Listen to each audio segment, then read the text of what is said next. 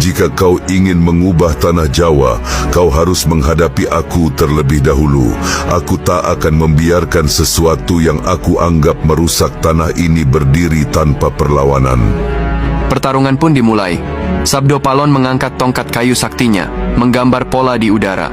Dari coretan itu, keluar api yang menjulang tinggi, mengepung Syekh Subakir.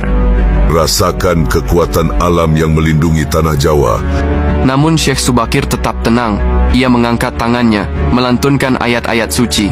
Dalam sekejap, api yang mengepungnya berubah menjadi bunga-bunga yang berjatuhan ke tanah.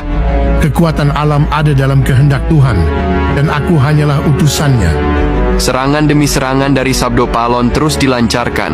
Angin topan, air bah, hingga gemuruh tanah. Tapi semuanya berhasil diredam oleh kekuatan doa Syekh Subakir. Setelah lama bertarung, Sabdo Palon mulai menyadari bahwa kekuatan Syekh Subakir bukan berasal dari ambisi pribadi, melainkan dari ketulusan dan keyakinan yang kokoh.